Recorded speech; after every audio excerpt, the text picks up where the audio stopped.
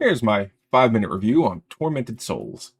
Tormented Souls is an indie survival horror game that's a throwback to the classics like Resident Evil and Silent Hill with fixed cameras and tank movements, janky inventory systems, and interesting fetch puzzles that were either super easy or had me scratching my beard for damn near an hour. Overall, as a survival horror player, seeing a game like this come out when it did and being able to play it in the year 2026 and find enjoyment out of it is the fresh breath of nostalgia.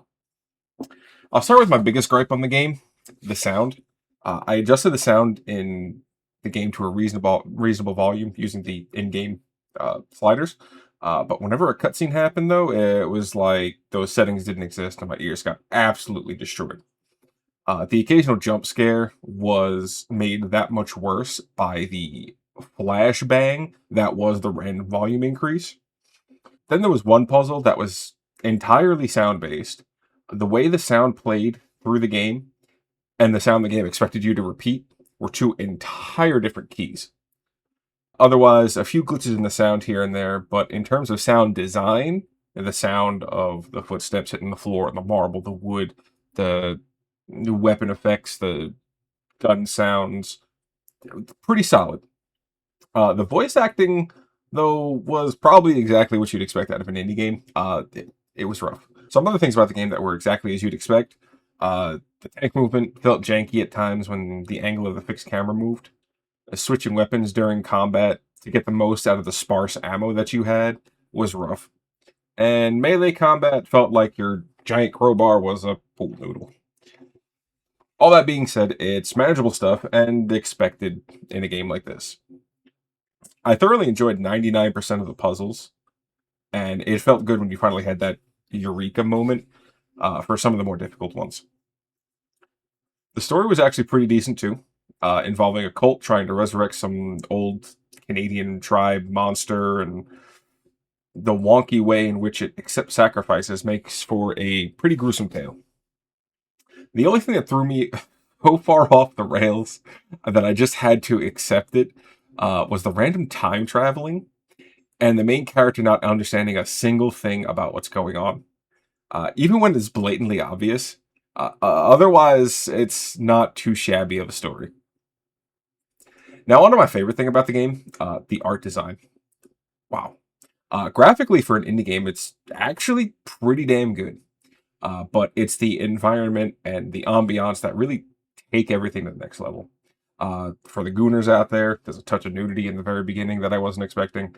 And then you get to the stuff you do expect, and that's the gore, right? It's the survival horror. The devs didn't shy away from the gruesome stuff either. While they didn't outright show like dismembered children or anything like crazy like that, there were bones and child-sized amalgamations and a lot of environmental storytelling that really intensify the horror of what happened in this hospital. That, combined with the fixed camera angles, made for such a better horror experience, in my opinion. Those fixed camera angles added so much flavor to what would be a typical, bland 1970s asylum hospital horrorscape. It took a regular dark hallway and added so much depth and theater kid speculation about the meaning of your character, and slowly making her way down a dark corridor with nothing but the lighter in her hand, illuminating the hall while the camera angle slowly turns as you descend further and further, and your character and her light grows smaller, and the encroaching darkness consume the screen, or something like that. The fear of turning a corner and not being able to see what's on the other side of that corner until the camera shifts, the cleverly placed angles to hint at how to solve some of the puzzles. Uh, I mean, call me old fashioned, but I think we need a fixed camera angle renaissance in the survival horror game. It's just so good, in my opinion, and really allows for a lot of original art direction and just kind of like expression of a scene in that kind of environment. And I think it just amplifies the experience greatly. All in all, if you guys enjoy classic survival horror games, then you'll enjoy Tormented Souls. It did a fantastic job as an indie dev and brought a breath of fresh air into survival horror. I look forward to playing the sequel. I'm going to give this game a solid 7 out of 10. If the sound problems weren't so bad and the writing and dialogue were a little better, I would have given this a solid 8.